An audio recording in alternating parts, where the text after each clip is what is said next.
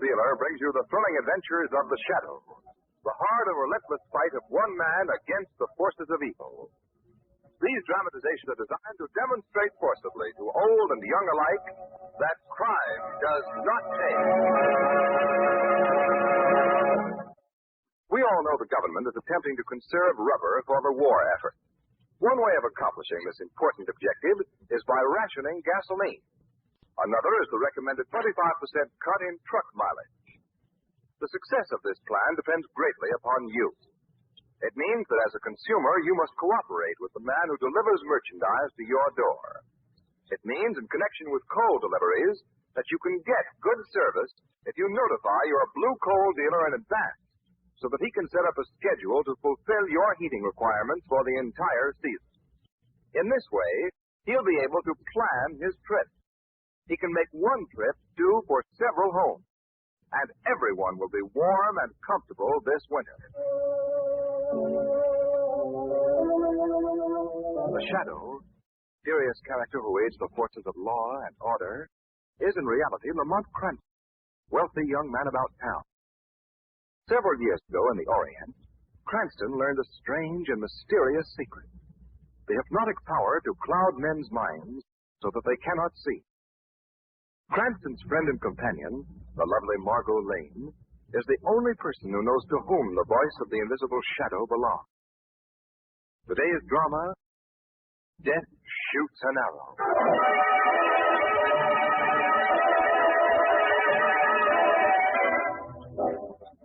All right for us to go on in, Cardona? We have an appointment with the commissioner. Go right ahead, Miss Lane. Mr. Cranston. Boss is alone. Thank you. Now, Margot. Thank you. Pardon me, Commissioner, but my name is Cranston. Miss Lane and I thought we had a dinner engagement with you. Yes, and don't look now, but it's almost 8:30. Oh, I'm sorry. I forgot. I've been studying this letter that just came by special delivery. It's anonymous. Anonymous? Yes, it worries me. It's about old Ben Marlowe and his family. You like to see it? Yes, I certainly would. Well, words cut out of newspapers and pasted on common stationery. Well, read it, Lamont. All right. Dear Commissioner, a great danger now hangs over the home of Benjamin Marlowe. The blow may fall at any moment. You can do nothing to stop it. A friend. Probably some crank. Or a criminal, tipping you off and defying you. You know, criminals like to feel wise and superior. Who is Mr. Marlowe? I seem to know that name. Oh, Marlowe's a grand old guy. Used to be rich, but he's broke now. Sick, too. Hasn't been able to walk for the last year. He lives in his old house with a grandson and granddaughter, I think. Wow. He's had a lot of fun in his time anyway. Tried every hobby there is, from archery to yacht racing. Well, it's late now. I'll go out and see him in the morning. Nothing will happen overnight. I wouldn't be too sure, Commissioner. Nonsense, Cranston. Well, come on, Miss Lane. Where shall we go for dinner?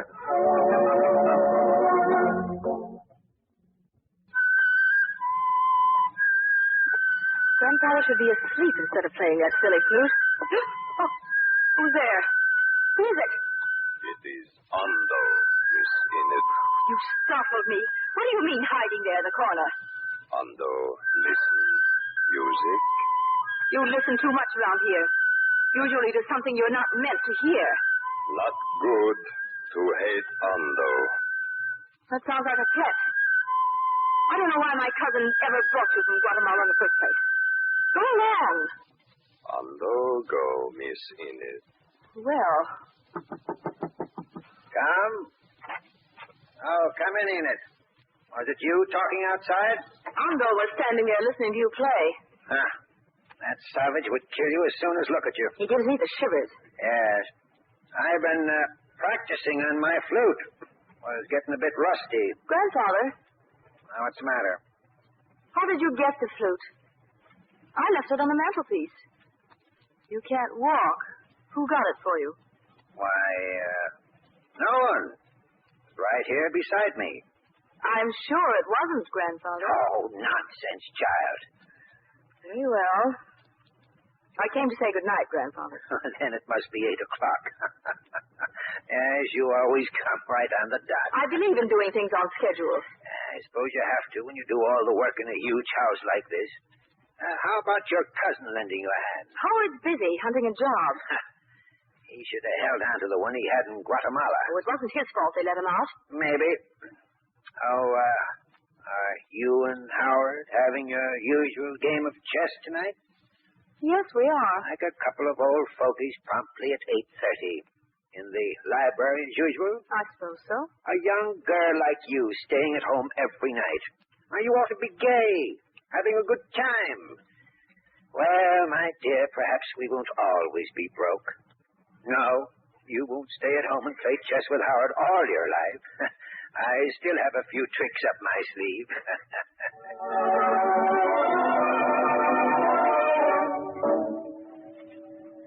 Howard, What is it, Enid? did you give Grandfather his flute tonight? No, I didn't. Why? Oh, nothing. Are you ready to play, Howard? I have the chessmen all set up. I suppose so, Enid. But would you think it's silly if I asked you to change seats with me? Why, Howard, changing seats No, won't... it's not that. It's just that with my back to the French windows, I can't get my mind on the game. Enid, I have a constant feeling that someone is standing behind me outside in the orchard. Oh, how silly of you. Of course I'll change chairs if it'll make you feel any easier. Thank you. There. I don't know what's the matter with you, Howard, just because you lost your job in Guatemala. Enid, I wasn't fired. I ran away Ran away? to keep from being murdered.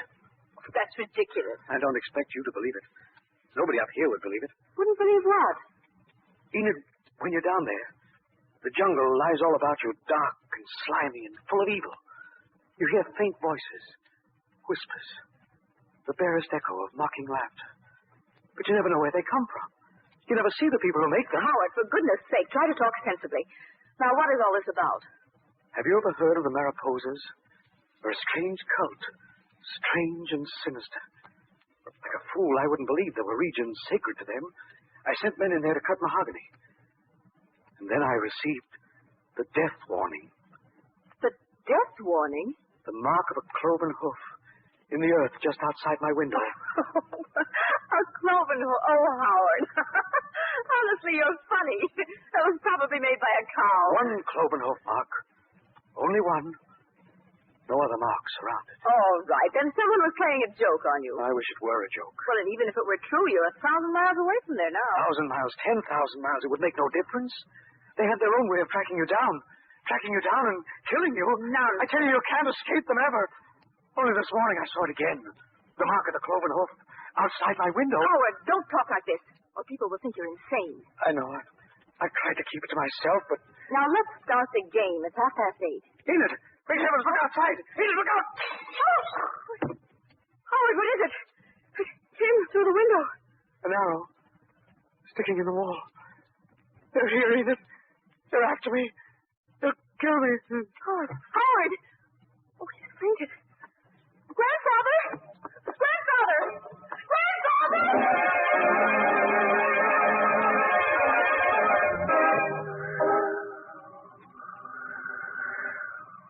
Ando, wait here.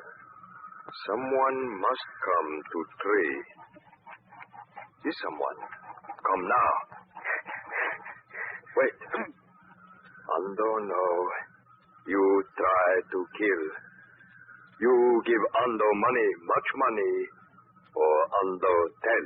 Wait, put arrow down. Down. No, don't kill me. Don't kill me. Oh, die.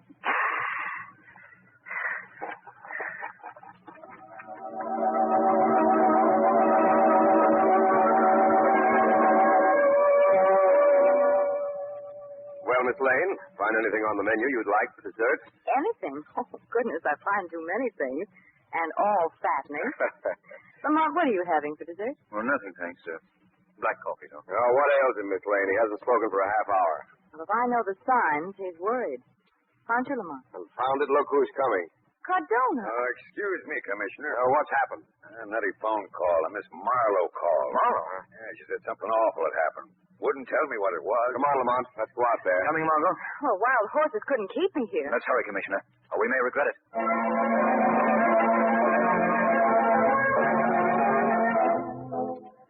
Mr. Williams, you're not seriously suggesting that these, what do you call them? Mariposas, Commissioner. Yeah, you can't believe they followed you all the way from Central America to shoot an arrow through your library window. They meant to kill me.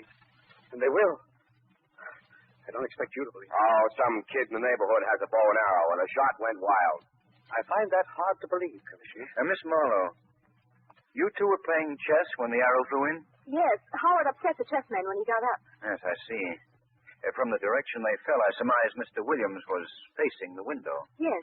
Usually I sit there, but tonight we changed about. Why?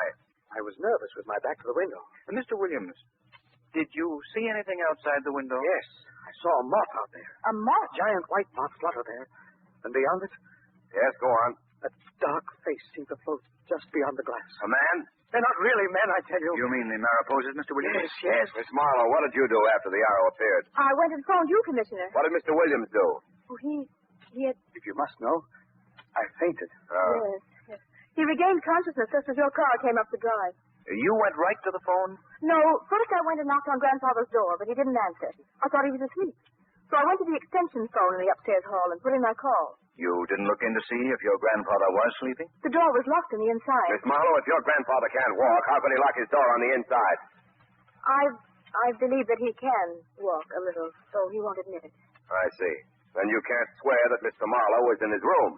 Why, he must have been. There's no one else in the house besides you three? There's Hondo, an Indian servant I brought back from Guatemala. He could have shot the arrow. But he's always been so faithful. I despise him, and so does Grandfather. Oh, I see. Miss Marlowe, what's beyond the French windows? The old orchard. Let's go out by the window and take a look, Lamont. You coming, Margot? Yes, indeed. Now, be careful, Marlowe. It's dark out here. All right. Whew, it's windy, too. Storm coming up, Lamont. Yes. Well, I think we ought to round up that servant and ask him a few questions. Right. But let's take a look outside here first. An Indian and arrows, they go together. But if you insist on wandering around an orchard, I'll humor you. Here, flash your light on the ground there. There you are. No footprints. No human footprints, but what do you make of this? Well, a couple of triangular marks. What is it? The mark of a hoof, Weston. A cloven hoof. Oh, cloven hoof, my eye. Next thing you'll be saying it's a death warning. Perhaps it is. Well, Mom, do you mean that Howard Williams is really in danger? Grave danger, Margot. Well, maybe that Hondo is stalking him. Hey, where are you two going? Down into the orchard, Weston. Oh, wonder. Mom, this place gives me the creeps. What are you looking for, anyway? A certain tree. Must be in this direction. There are plenty of apple trees here, and the probably... Margot, what is it?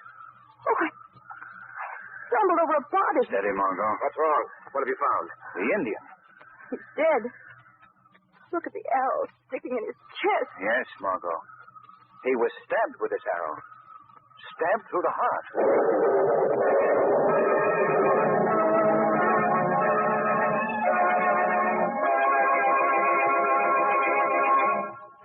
In a moment, we'll return to the shadow. Right now, let's consider the case of a typical householder who has solved his fuel problem for the winter. Just how did you go about that, Mr. Smith? Well, first thing I did was figure out how much coal I need every month. I did that by looking up the bills for last year and working it out according to month. That's fine. The coal dealers tell me that even if you can give them a fairly close idea without being absolutely accurate, it will help a lot. Well, the closer the better, I figured. But I went down to the basement and estimated how much coal I had on hand. Had about half a ton at the time. That's not a great deal. Were you worried about running out? Yes, I was. But after I talked to my blue coal dealer, I felt a lot better. I gave him all the information, and he said he'd see that I was taken care of. And how has it worked out, sir? Fine, first rate. The blue coal dealer sees that I always have enough on hand to keep the furnace going, and that's good enough for me. The way I look at it, we're all in this together. Back to the shadow.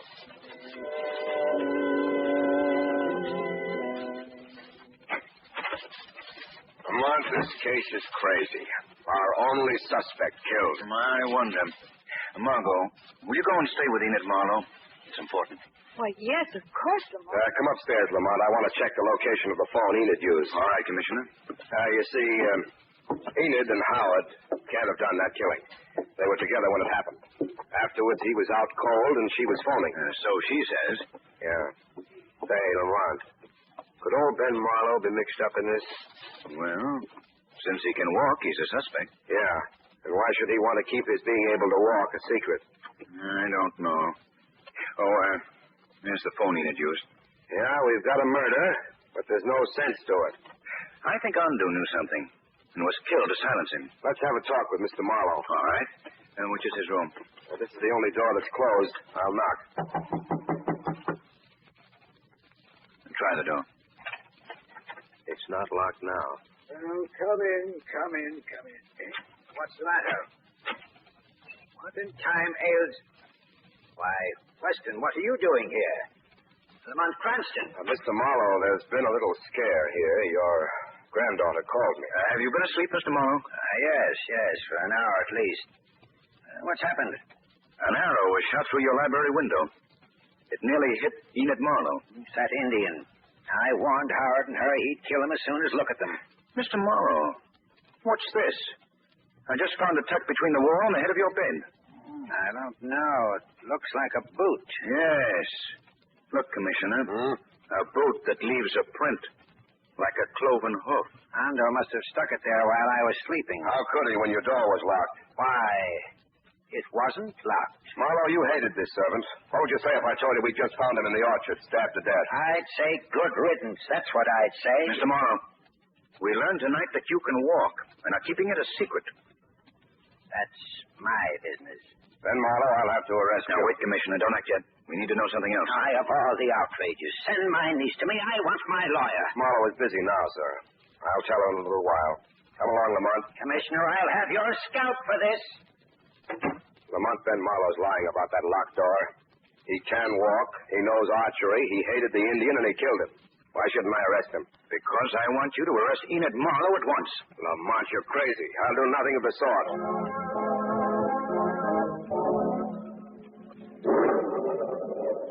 Police gone, Enid? Yes, Howard. All of them? I believe so. I'll go up to bed. I'm exhausted. I'm going to sit here and read a while. I'm not sleepy. Well, don't stay down too long. Only another half hour. That's long enough. Good night. Good night, Enid. Now, where's my book? Oh, here it is. What's that? Oh, someone's at the French windows. Who's there? Don't be frightened, Miss Marlowe. It's Lamont Cranston. Oh, I couldn't imagine who it... Sorry to break in on you like this, Miss Marlowe, but... I thought you had gone to the police. No, Miss Marlowe, I was too uneasy about you to leave here. Really, I'm able to take care of myself, Mr. Cranston. Quite a storm we've had. Yes. Say, here's something unusual. You know what it is?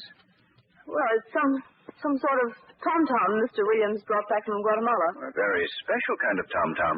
This, bowl-shaped thing is part of a human skull. The membrane is a serpent skin. Well, what of it? They say if you beat on it in the correct rhythm, you can reach the soul of the listener and control it. Oh, what nonsense. Yes. But it might be amusing to see what we can do with this skull and snakeskin drum. Let's try. If you like. Oh, it's all in fun. I'll snap off the ceiling lights and, there.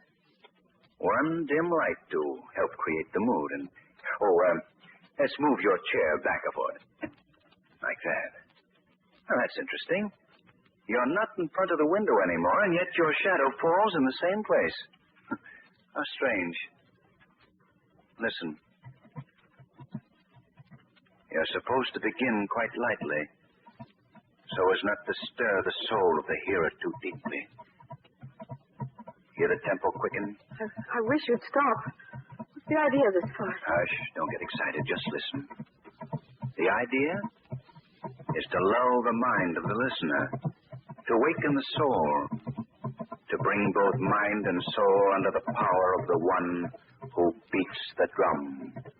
It's so silly that it's, what? Of course, it's merely what we call hypnotism. Now, you're asleep Enid Marlowe. You will sleep until I waken you. You'll not know that I've hypnotized you. You will sit here in this chair until the arrow breaks the window. Then you will rise. You will shriek in agony, and then faint. You will shriek and faint. Shriek and faint. You will lie unconscious for 5 minutes. 5 minutes.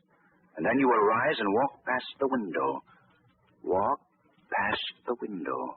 Past the window. Now, wake up, Miss Marlowe. Wake up. What? What are you saying? You seem drowsy. I spoke to you. I'm not the least drowsy. Well, that's good. Now, will you please excuse me for a few minutes?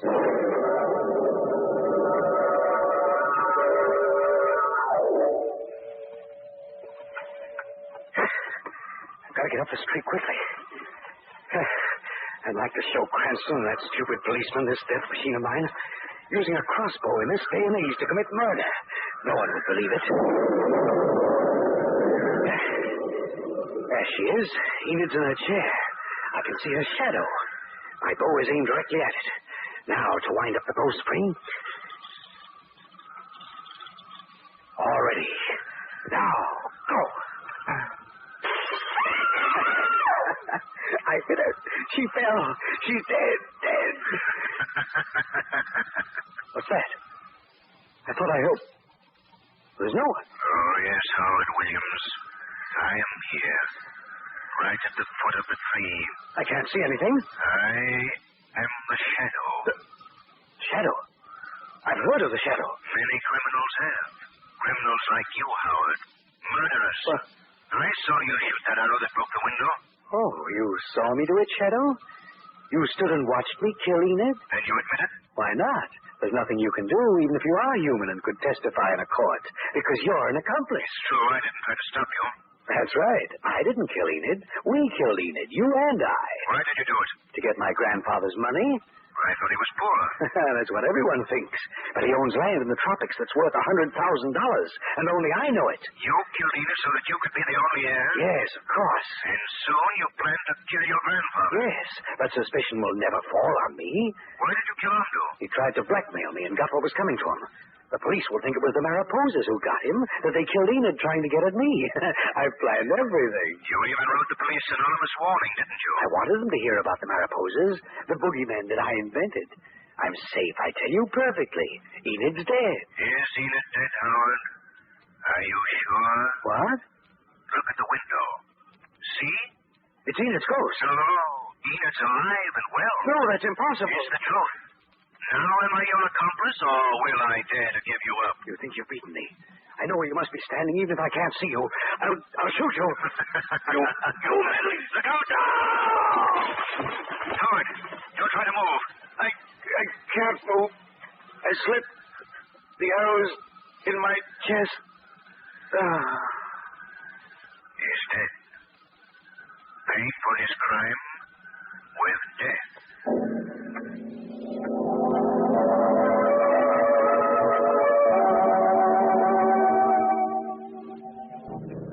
Well, yes, Lamont, but I don't see how Howard Williams could have fired that first arrow at Enid. He was right in the room with her. Well, Margot, that arrow was fired from a crossbow Howard had fastened up in a tree. It had an automatic timer on it. He set the timer in advance, and the arrow was shot off automatically. Well, I know, but that first arrow missed Enid. He meant it to. Howard wanted to build up his strange legend about the Mariposas. Oh, incidentally, Mariposa is the Spanish word for moth or butterfly. That's all it means. Oh. But Lamont, Ando was killed when Howard was in a dead faint. No, Margot, he was acting. As soon as Enid dashed upstairs, Howard ran for the orchard to remove his bow. He met Ando and killed him. Then he dashed back and fainted all over again. Ironic, isn't it? What's ironic? His own dodge gave me the idea of how to fool him. I knew Howard wouldn't use the automatic timer when he tried to kill Enid. He'd shoot the arrow himself. So I moved her chair from in front of the window without changing the position of her shadow. Then I hypnotized her so that she would scream and faint when Howard shot. He thought he'd killed her, and he confessed. And now, you explain the mystery of how old Mr. Marlowe's door got locked and then unlocked. Well, Howard must have locked it just before the chess game. Well, that's my own guess, but when was it unlocked? Well, when you and I and the commissioner went into the orchard. And he must have hidden that boot there at the same time. Right. But why did Mr. Marlowe conceal the fact that he could walk? Because of something you wouldn't understand, Margot. Masculine pride. Really? Yes, Margot. Ben Marlowe can walk. But it's a pretty wobbly sort of walk, and he's a proud old guy. Do you mean that he was ashamed to be seen? Yes. He wanted to wait until he could walk in on Eden straight and quick and strong as ever. Well, I'll never understand men as long as I live.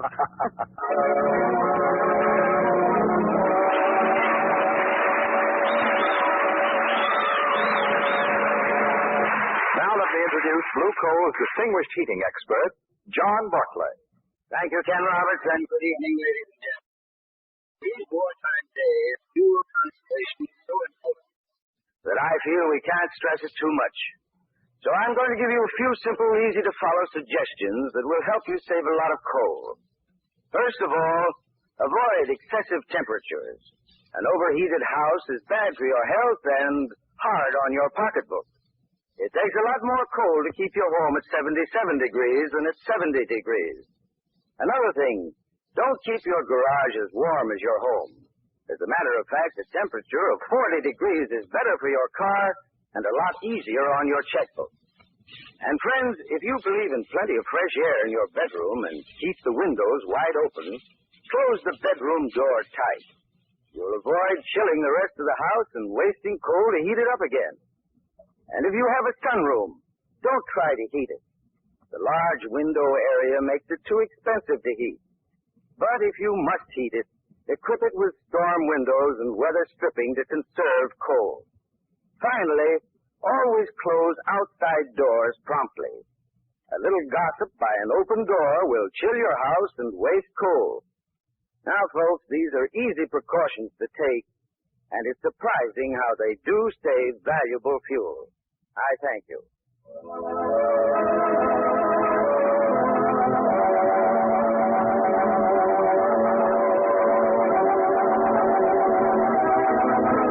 The Shadow program is based on a story copyrighted by Street and Smith Publications. The characters, names, places, and plot are fictitious. Any similarity to persons living or dead is purely coincidental. Again next week, The Shadow will demonstrate that the weed of crime bears bitter fruit. Crime does not pay. The Shadow knows. next week, same time, same station, your friendly Blue Coal dealer brings you another strange and thrilling adventure in The Shadow's daring battle against the forces of evil. Be sure to listen. This story produced by the DL&W Coal Company, distributors of Blue Coal. This is Mutual.